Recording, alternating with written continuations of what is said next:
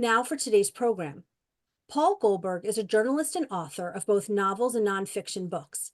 His first novel, The Yid, was a finalist for the Sammy Rohr Prize for Jewish Literature and the National Jewish Book Award's Goldberg Prize for Debut Fiction.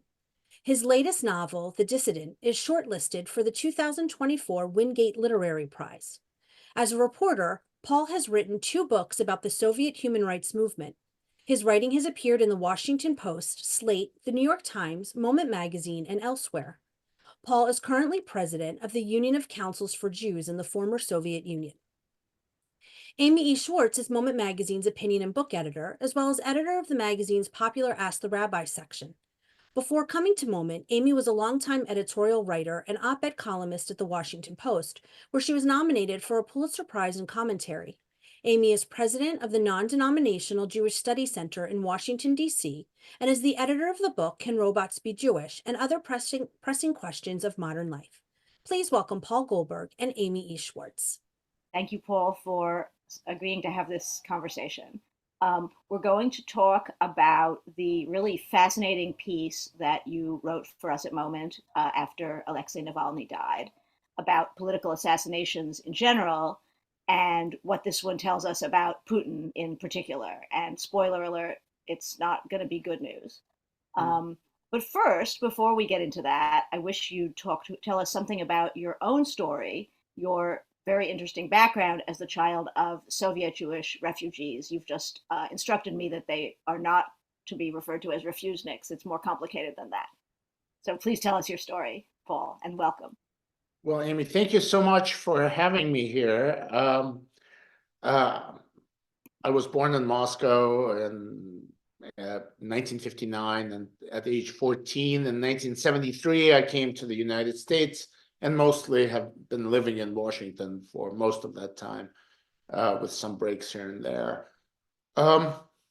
It's funny you should mention refuseniks. Refuseniks is a fascinating term that was coined by a gentleman named Lou Rosenblum in Cleveland.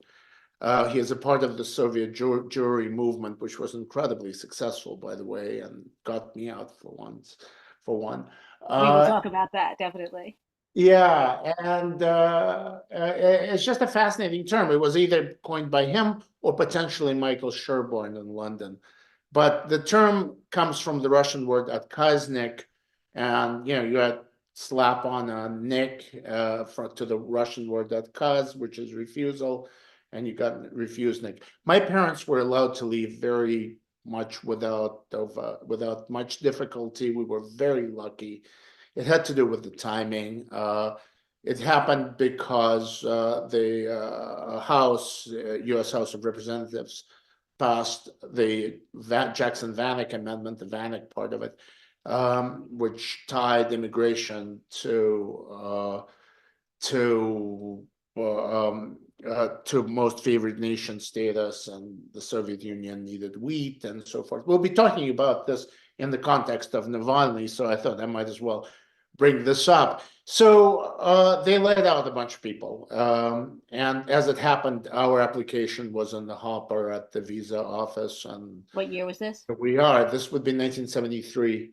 Yeah, 1973. Yeah, the Brezhnev era. So one of the things that is that I always find interesting about a story like this is, we think, the House passed an amendment. You don't think of that. You think of that as somewhat abstract. Oh, the House did this thing on paper, and it affects somebody's life in a dramatic way because the House passes this amendment. You're able to have a new life in the United States. So I wanted to start with that. Sorry, go ahead. Yeah, for refugees, something like that is life and death. Right. Yeah, absolutely. Just a congressional move can affect a lot of people. So I wanted to start with that because, when Americans and American Jews in particular, when we think about the current foreign policy challenge of, how are we going, how can we interact with Putin? How can we pressure Putin to get people out? How can we help, someone like, we'll talk about this later, but how can we help someone like Evan Gershkowitz?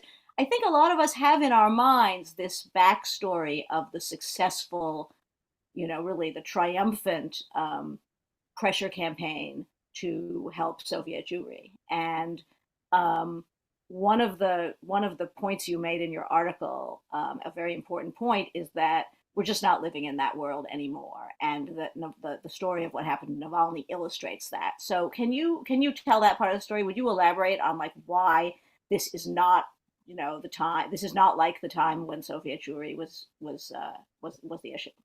Yeah.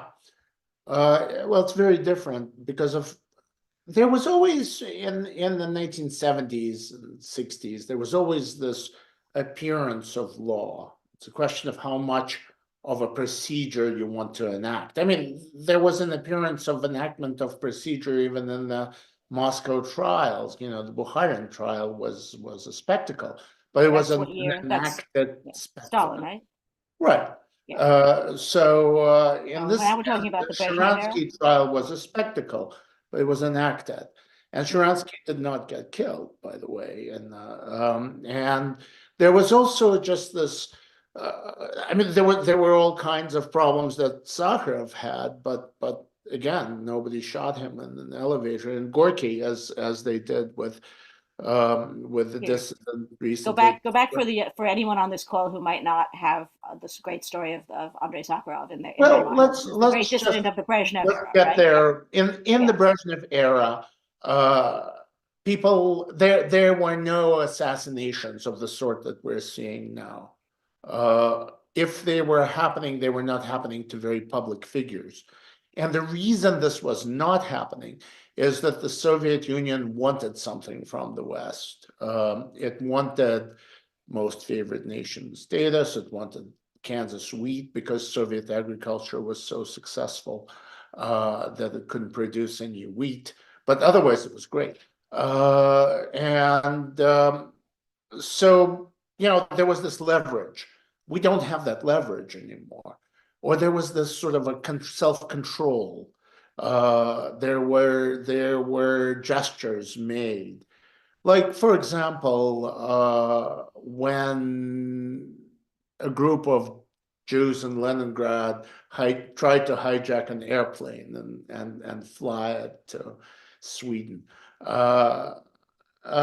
were caught. The whole operation was something of a fascinating story, but once they were caught, and two of them were sentenced to death, the objections to that led that to be commuted, and then later these people were traded. This is not what's happening now.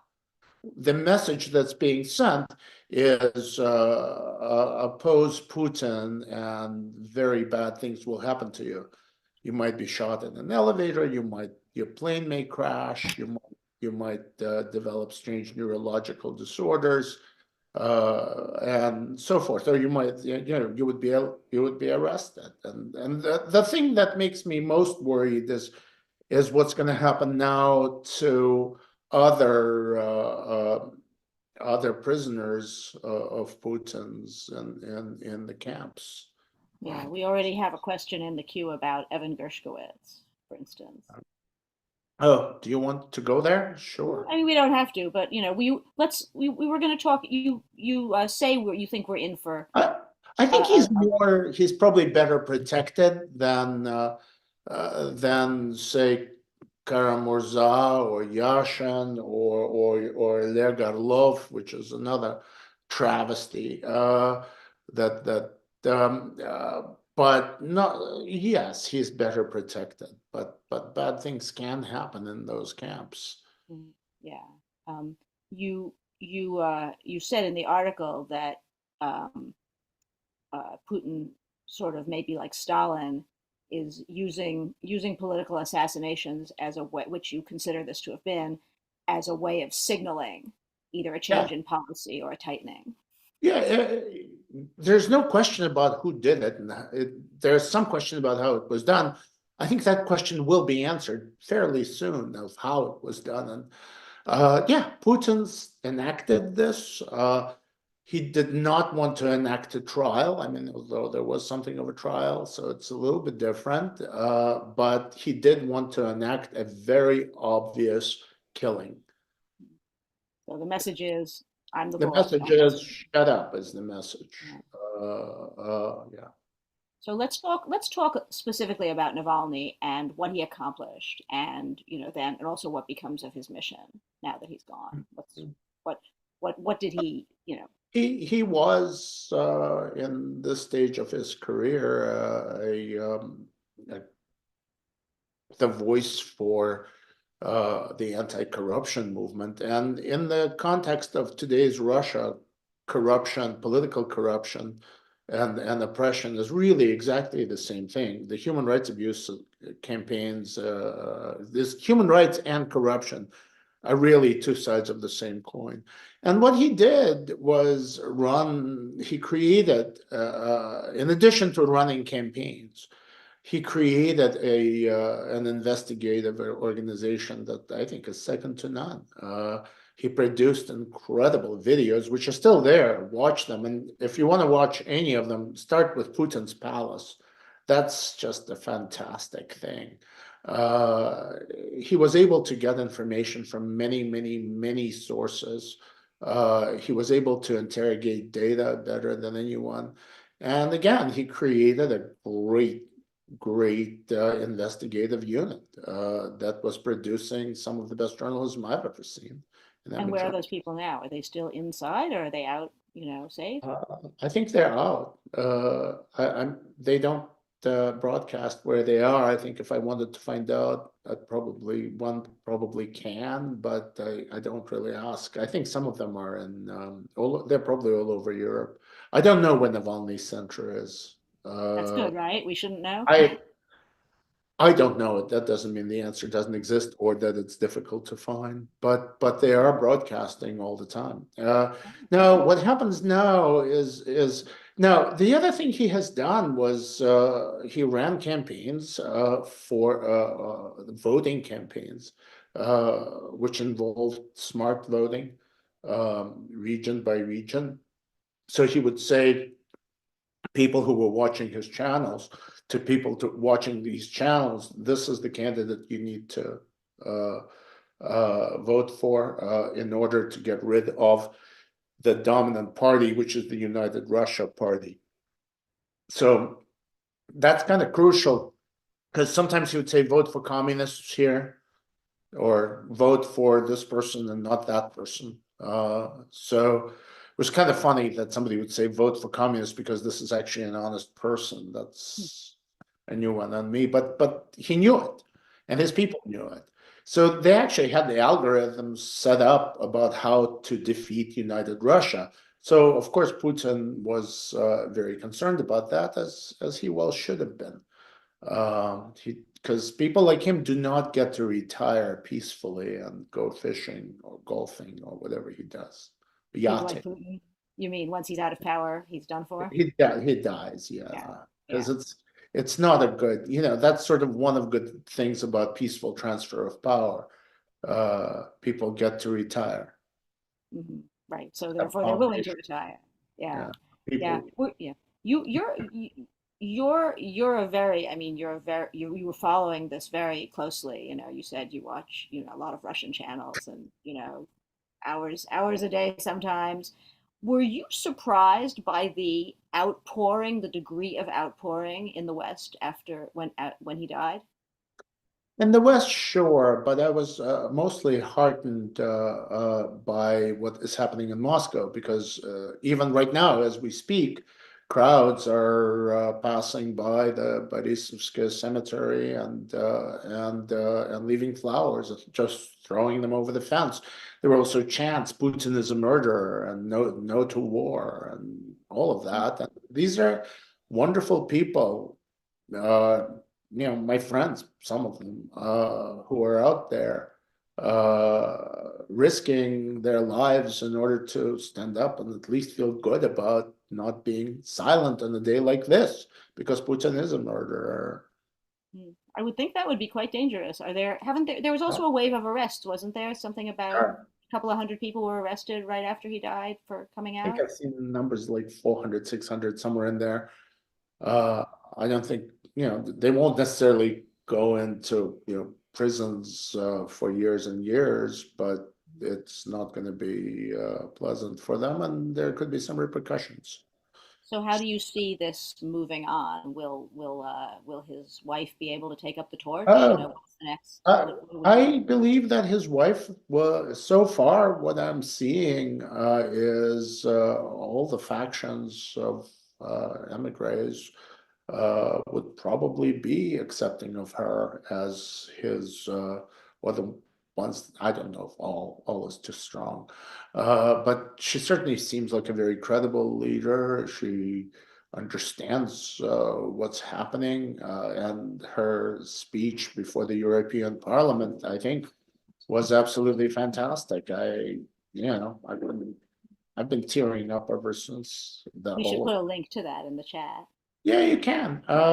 She said the one highlight of what she said is, you will not defeat Putin by being a bore. The most sharply worded resolutions and condemnations aren't going to do the trick. What needs to happen is what Alexei did, which is investigate, sanction, and confiscate, for God's sake, all of the property of the corrupt Russians, who have been robbing their country blind, and actually that money should also be sent over to Ukraine.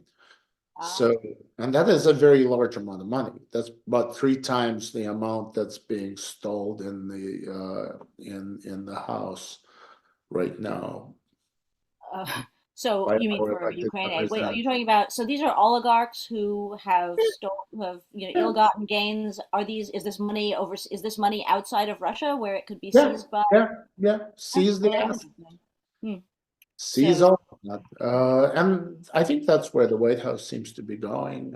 I hope so. Uh, this has been a part of the campaign that Navalny was running, which was finding the assets, finding the palaces, hmm.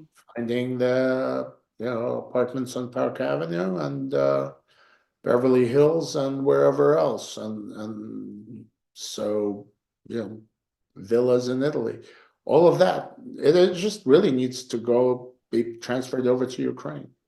You wrote in your piece about how Navalny managed to, find all these things out, but he also managed to keep it. He made it funny and satirical and entertaining, so people would watch. Even that movie he made about his own attempted murder, right? Do you want to Oh, tell? that was hilarious. So This tell was about that. also just masterful piece of investigations. This a lot of the credit here belongs to one of the associated investigators with them, a gentleman named Christo Grozev, who figures in the documentary about Navalny that won the Oscar. He is, I've actually heard him say that he is on this case right now, and that there will be an answer Of how he was killed this of time, how he was killed, right? and by whom. Yeah. Uh, I mean, And there's no Navalny mystery himself. about on whose orders. It's Putin. Well, they wouldn't release the body, right? So it's hard Yeah. to. So Well, Navalny himself. mm, Mhm.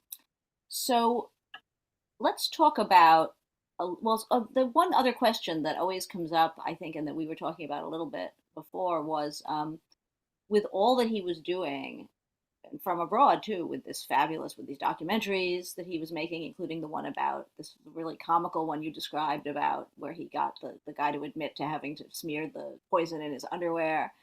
Um, why do you suppose he went back to almost certain arrest and death? oh, what an amazing question.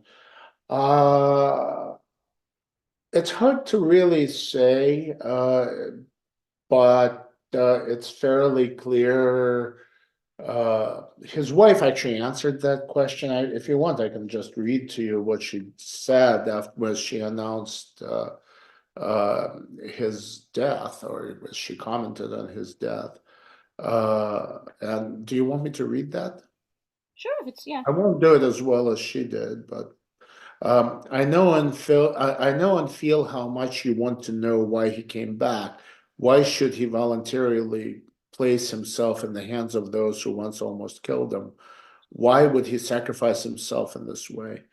After all, he could have lived a normal life with his family, not talking, not investigating, not speaking, and not fighting. But he could not do that. Alexei loved Russia more than anything else in the world. He loved our country. He loved you. He believed in us, in our strength, in our future, and in the fact that we deserve the best, not only with words, but also with deeds. He believed in it so deeply and sincerely that he was ready to give his life for it.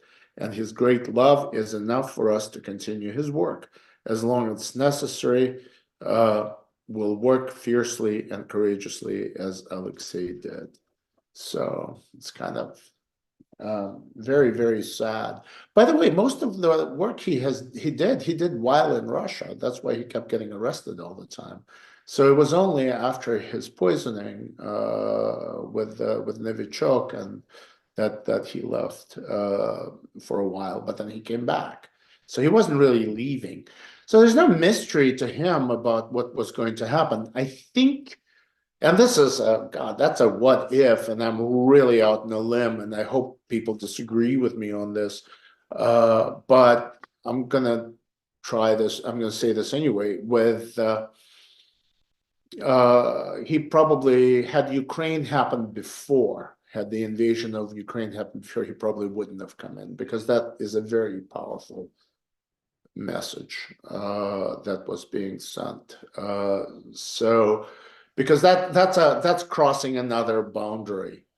It's one thing to have these border clashes and even invasion of Crimea, but that full scale war, that was probably, well, it would have been insane for him to return. So you're saying I still, you're saying if Putin had declared war on Ukraine, had invaded before he went back, he probably wouldn't have done it. He would have. It would have been even more difficult to understand. On the other hand, some years ago, when I was a young journalist and I was working on a book about the Moscow-Helsinki group, I asked the founder of the Moscow-Helsinki group, Yuri Orlov, why he did what he did, which was basically start monitoring Soviet compliance with the human rights pledges made as part of the Helsinki agreements in 1975, and he started the group in 1976.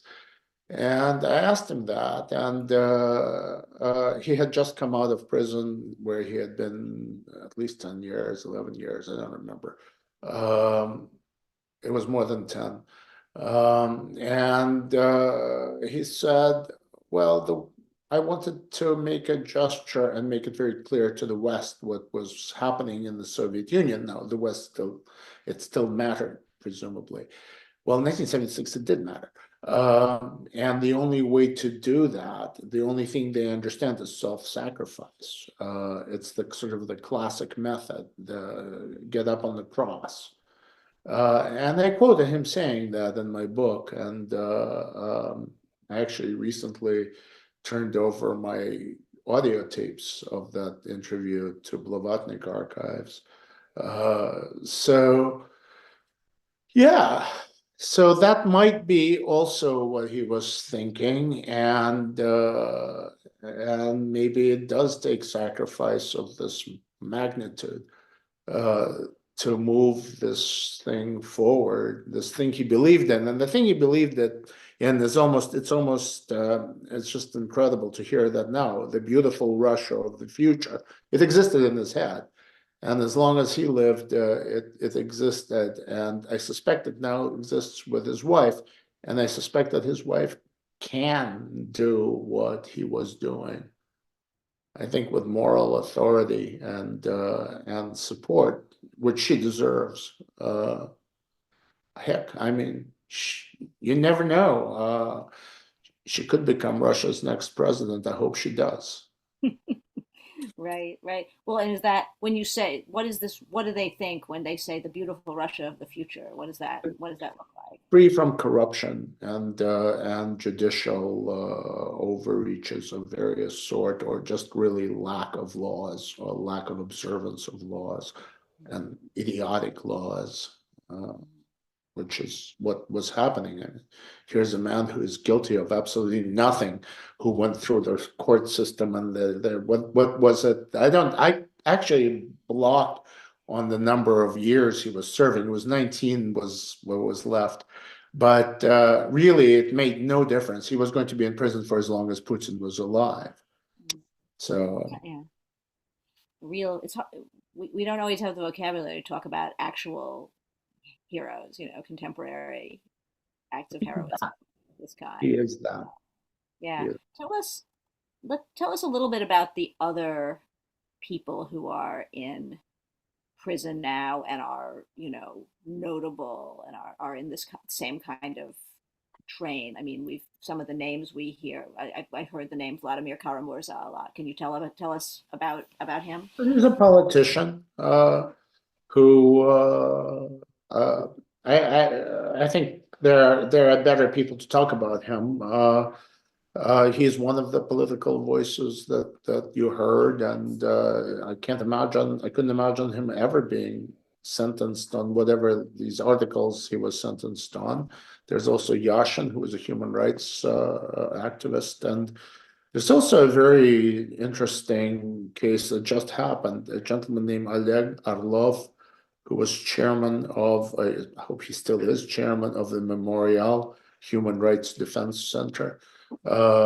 He was he's 70 years old. He was just sentenced to something like 2 years in prison, in the camps of, why would you do that? And had something to do with slander against Kadyrov,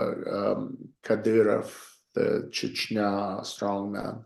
And Was this the case where he was given a smaller sentence and then he appealed it and they slapped him with a bigger sentence? Yeah, yeah. it's weird byplay. It doesn't matter. The laws really do not matter. Right. They just.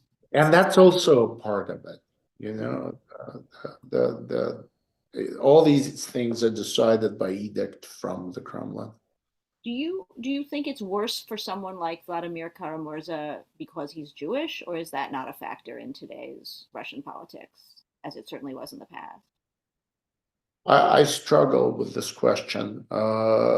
It's because Jews are kind of on all sides of this problem, every imaginable side. So there's Karamurza, who is in prison. There's also, Yevgeny Prigozhin would have, Putin's chef, would have also fit under the definition of a Soviet Jew at another time, and this is the man who was, a prisoner and murderer of many people, and ran the Wagner Group together with a Nazi, actually. Wait, his chef was? He's Jewish, of course. Well, no, he wasn't, but his partner in this Wagner Group certainly was, and he was on the same plane, and it went down. Abramovich is Jewish, alas. He's an oligarch. Yeah, and I think he's an Israeli citizen. If nothing else, I don't know if he's an Israeli citizen. I think he probably is. And lots of others. So you have Jews everywhere on this one, on both sides. It's not a Jewish, non-Jewish, or Jewish, anti-Jewish. We had a moment ran a piece some years ago about how Putin, in some ways, was very friendly to Jews, or at least individuals. Well, he is. But when he turned on, but he could still turn on anyone at any time. So I don't think I don't see it as a Jewish issue. I could be wrong. I just don't. Jews are everywhere on this one. The ones that bother me the most are the ones who are pro-Putin. The ones who are anti-Putin, I'm almost taking for granted because they're like me. And is there much of a how big a Jewish community is there now? You were saying before that, it's Yes. not like in the past they can leave, right? They can leave anytime. Oh yeah, if any Russian citizen wants to go to Israel, Jewish, not Jewish, you do not need to get a visa. You just buy a ticket and bring your Russian passport, and you're there. And it's still the case. You can't get to Europe, but you certainly can get to Russia. I mean to Israel from Russia. So that's not really an issue. It's also a place to park money, and and maybe it should be. It's okay for people to get out of Russia to go there. It's perfectly reasonable. So. So this question, I mean, if the Putin regime is tightening and becoming, I think you said before, it was almost becoming a demonic regime, It is. Russia, that's that's not specifically bad for the Jewish community in any particular way, or is it just bad in the sense that it's always bad for Jews if things get Well, it's bad for all humans. bad It's for bad for everyone? Ukrainians too, Jews and not Jews. Right, right. Let's not, It's yeah. it's That's bad. It's very, bad.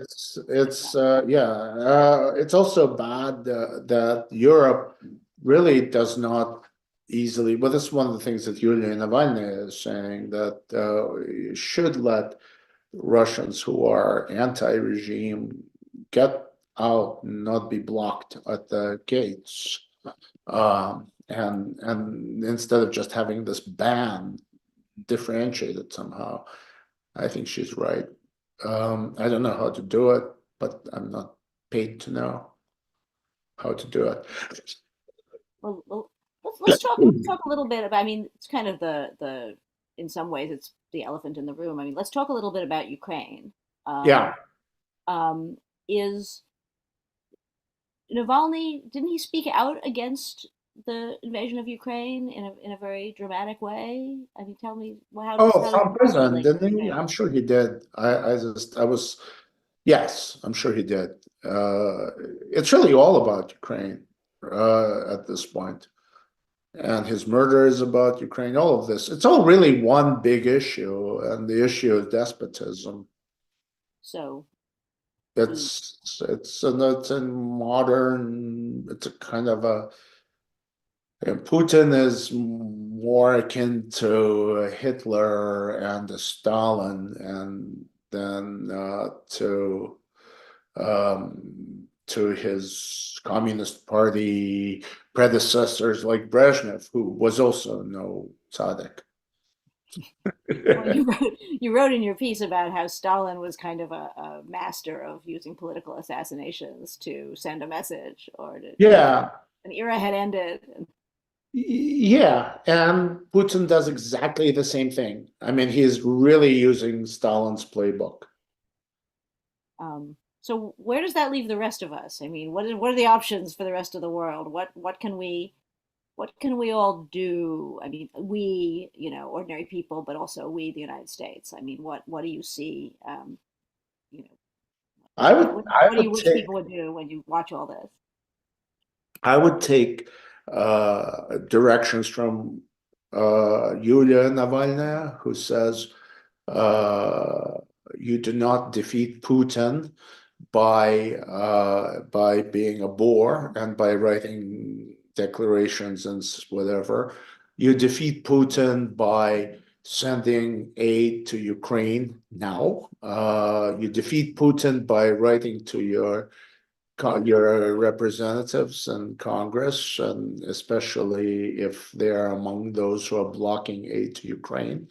You investigate, you confiscate, you pass over assets, and do some of, if you want to, if you can. I don't know. Nobody's leading that part of it, but protests of the sort that were being done at the time when of the Soviet Jewry movement, they were very effective. They were very effective as a method of influencing the policies of the U.S. government, and then through that of the Soviet Union, perhaps. but certainly it's very effective. So I don't think it's happening. That kind of support for Ukraine. So supporting you, there's no difference between corruption and despotism and Navalny and Ukraine. Human rights abuses lead to the international violations of international law of on the scale we have not seen in Europe since World War II. Wow. When you talk about corruption, give me some, I mean, what's the kind of thing? Are they just grafting money off people Yeah. for basic services? Like tell me some Everything. Well, the best person to tell that story is Navalny. Just go to Navalny.com and you will see some really astounding things. Like Putin's palace, for example, is probably the best example of it. Plus, of course, Putin's palace is, so this enormous $1 billion structure. It has no value because there's nothing else like it. And, it was held by another various other accounts. I think that actually the person who I'd hate to say this, but I think the person who was controlling it was one of his childhood friends who is Jewish. So alas, as apropos of the fact that this is not a Jewish question. It's so yeah, I mean, here's this enormous palace with two-headed eagle and actually the gate is a replica of the Winter Palace gate that was being stormed by the Bolsheviks, which is hilarious. Or during the revolution, rather, not the Bolsheviks, whoever, the mob. So there's that exact gate, this iconic gate that you see on the Hermitage and the which is the Winter Palace, is right there in Putin's palace. He's reproduced it, or he's taken Yeah, it? he produced it. So Oh, it's almost like saying, "I'm the Tsar. I dare you to storm the palace." And he is the Tsar. I mean, he is going to win this election, believe it or not. There's an election, right? Right. A quote, Right, election there's an coming up election. If Navalny was running, I don't know if Navalny would have won, by the way. from jail. You mean? Yeah, from anywhere. I'm not Is anyone sure. else running? No, but well, I think there's somebody. I don't know. I don't follow that spectacle very closely, so I'm not gonna. Yeah, it's a spectacle. It's hilarious to watch all of that. So I don't know. Yeah. So you've given The thing to do is to call your congressperson if your representative if they're blocking aid to Ukraine. Don't vote for them. Yeah. So you've given me a good segue because you mentioned Navalny.com as a good place to find out more about what he was doing and his story. You say there's a lot of information available actually about Russia and Ukraine for if people want to follow it. So tell us a little bit, give us a couple of interesting channels or people you follow that maybe we can put them in the chat, but I'd just be interested to how would a person stay up on this information if Well, one thing Navalny did was create this news organization, or it actually created it was anti-corruption center, which at the time of the invasion of Ukraine became a news organization. And it's called Popular Politics. I don't actually know whether any of this is available in English. I'm watching it all in Russian. Then there's also this really fantastic news organization, which left the country, Russia. It started in Moscow, called Dozhd, or The Rain. Again, I have no idea whether that's available in English, but it's really worth watching. And there are a number of YouTube channels that I do watch. One of them is Mark Fagan is one. I do like watching that. I don't believe it exists that he does this in anything in English. When the war began, it was really kind of amazing. Every day he would meet with a Ukrainian counterpart who's since kind of fallen out of favor of a lot of people, Arestovich, and you would just hear these two guys talk about what happened today. So Arestovich was kind of an advisor to Zelensky, and so that was fascinating to watch.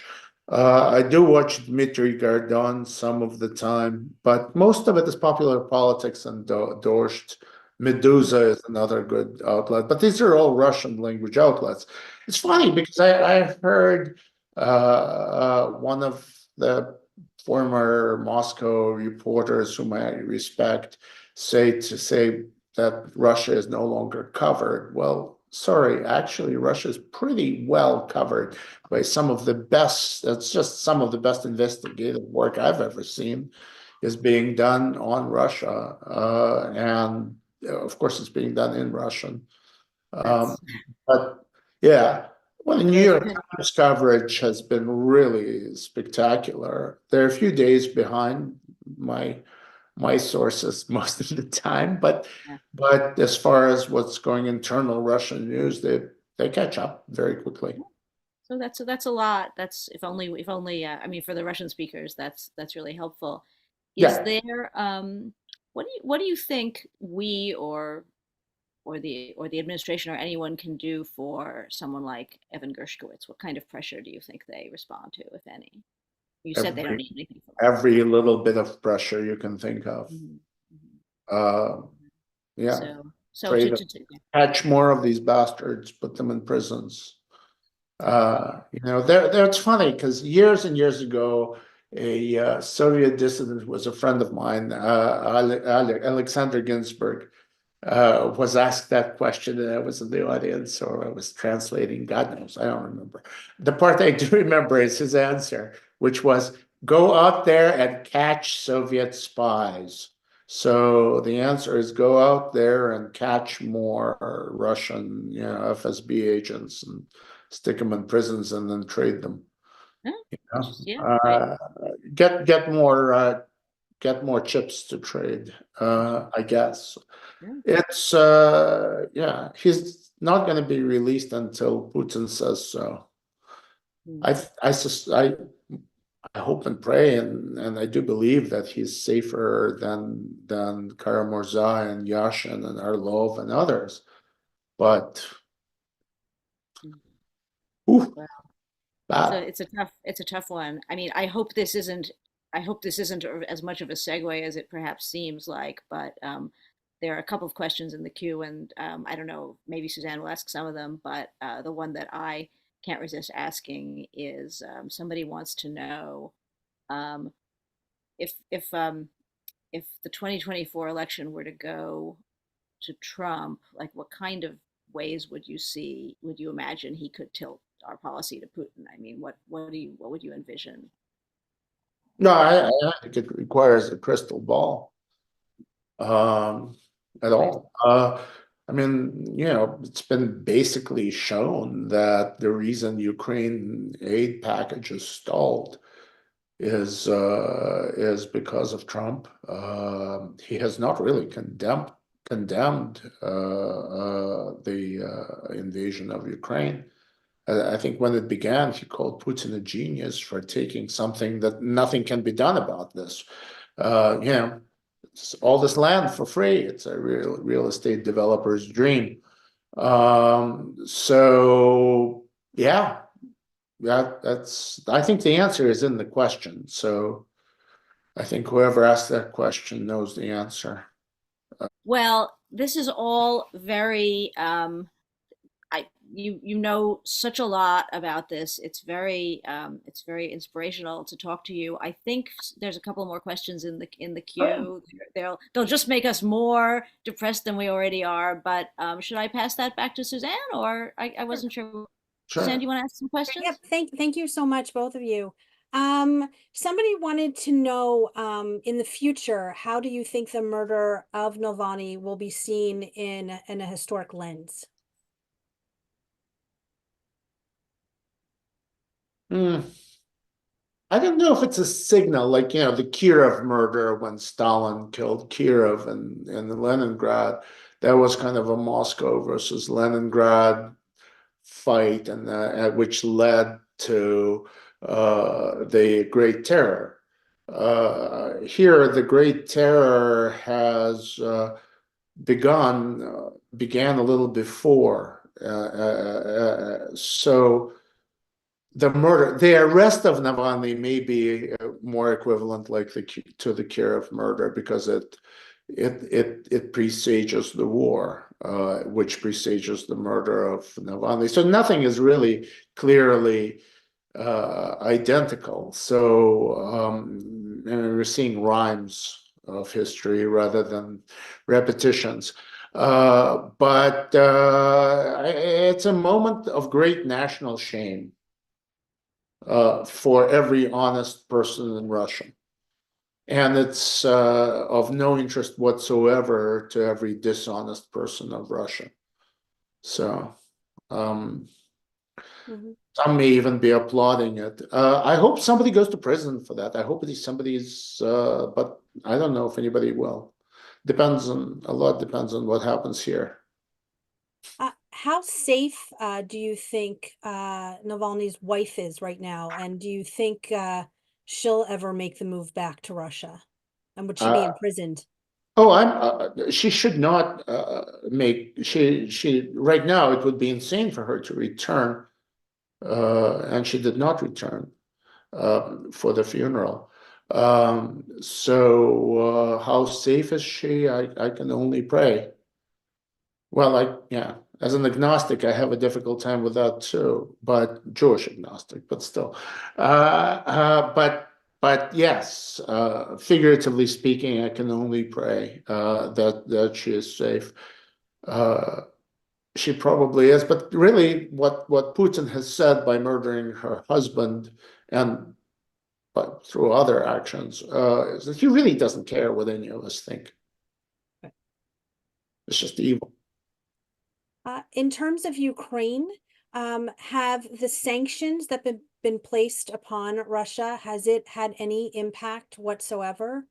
Or does he just not care of the impact to the I'm people? not an economist, so I can't really answer that question with any credibility, or just can't answer it. But what the reason to do sanctions, and here I have to quote my friend Lyudmila Alexeyeva, who was one of the founders of the Moscow Helsinki group, and she and I wrote a book together. Luda, I actually dedicated my most recent novel to her. She was kind of my mentor. At one point, I called her and I was really angry about what was happening in Russia. And she by then had moved back to Russia. And she said, Paul, you're too American. You're thinking of outcomes. The most important thing is being able to look at yourself in the mirror and not feel disgust. And that is exactly the rationale for sanctions and all this other stuff. And that should be sufficient rationale for sanctions. We have to be able to look at ourselves in the mirror as Americans and say, we did something. Even if, some of that oil that used to go west instead goes to India, which it is doing right now, or China, or wherever. It's just, but yes, economists should do their thing, but we should also use the mirror test as a country. Thank you. And as we start to wrap up, in the bio, it was mentioned that you're the president of the Union of Councils for Jews in the former Soviet Union. Can you just talk a little bit about what that organization is today and what it does? UCSJ was started 52 years ago. And actually, if you look at the old documents that UCSJ did, issued way back then, some of them look like the work of a 15-year-old with an Olivetti typewriter. And that would be me, because one of the founders, Irene Minikovsky, was paying me $1 a page to translate things, which I did to the best of my ability, which was insufficient. But now the group is really it's a part of the Helsinki fabric of organizations. So it is a human rights organization. We have connections in Russia. We have connections in Ukraine. We have connections in really all the former Soviet space. We operate a soup kitchen in Lviv. We are in litigation with the authorities, municipal authorities of Lviv, over their plans to develop the site, well, it's still there, of a 500-year-old Jewish cemetery. They're trying to put in a hotel there, and I think and hospital or something. But mostly we're now focused on Ukraine. We're also doing some healthcare work, which we had not done before. I was asked to step in, and they've put together a new board, and we have hit the reset button, and we are trying to make a difference, focusing on Ukraine first, and then when Russia comes back, and I do believe in the beautiful Russia of the future that Navalny mentions, will be there too. But Is it an organization? Is it an organization? Is that something like our viewers can get involved with? Oh, please do. UCSJ.org. Our website will soon improve. That's one of our projects right now. I've only been in charge since late last year, and I'm learning a lot, and we're going to make a difference. Great. Well, I want to thank you, Paul and Amy, for this really important and interesting conversation.